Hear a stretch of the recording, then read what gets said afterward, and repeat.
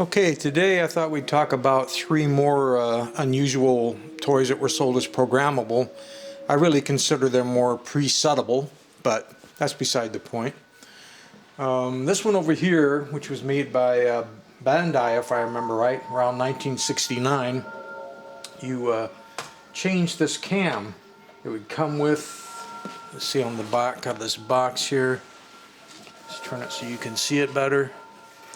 You had cams for different functions. The cam that's in the robot right now is this one that does the square. And even though I do have the box with the inserts in the robot, I don't see the other cams anywhere. So I'm guessing right now I only have the square cam.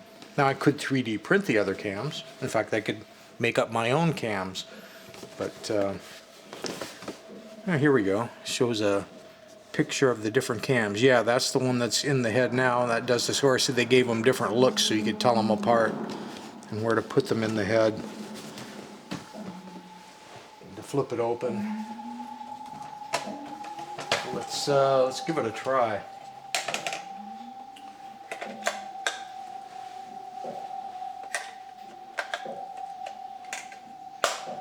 So basically, you're going to have a set of motorized wheels.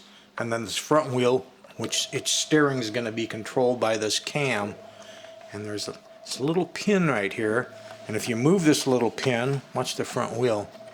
See how the front wheel turns when I'm moving that pin? So the cam basically just moves that pin. And that would be the way it works. And back here we have the on-off switch.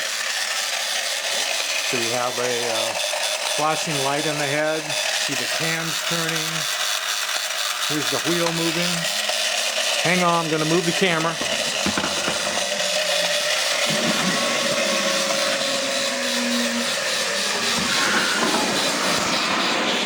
It's on the move.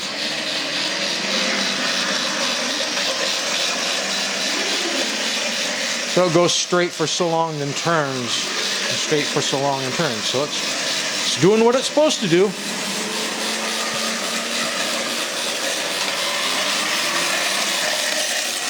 Hang on, I'm moving you again. And let's aim you up at something a little more interesting, possibly. So, there's your Compu robot. Notice the head of it sort of looks a lot like the Lost in Space robot, like they were trying to imitate that one. But the rest of it's totally unique. Doesn't really look like any of those. So over here, we had the Space Robo and Space Pup, also known as the Magic Light Dial. And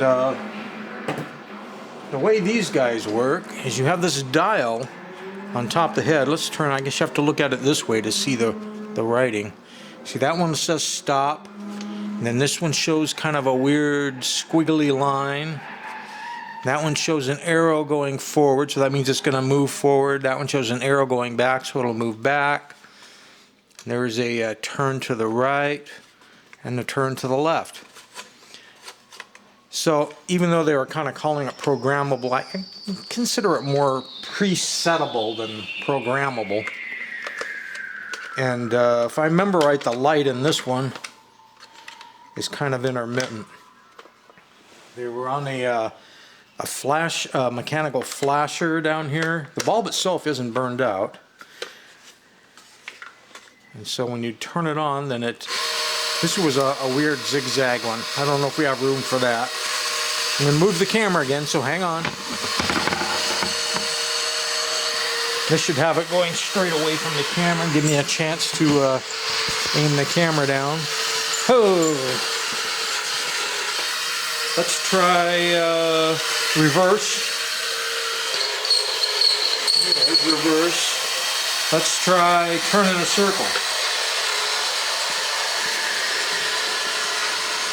Got to get the camera aiming where you can see the thing turning in a circle. And maybe we turn in the circle the other way. Now we're really getting too close to the camera.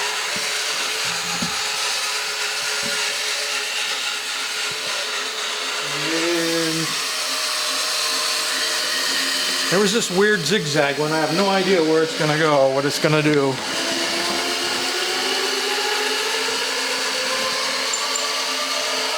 think it's having a hard time on the dirty floor. See, there's leaves and dirt and stuff. Poor little bump and go wheels. But you get the idea. And you have to move the switch all the way around to stop. Forgot to tell you to hang on. Hang on. You can't set the toys down and move the camera. Okay. So the RoboPup works exactly the same way. So there's no point putting him down on the ground, or Space Pup I should say. These were about 1970, made by Tommy. And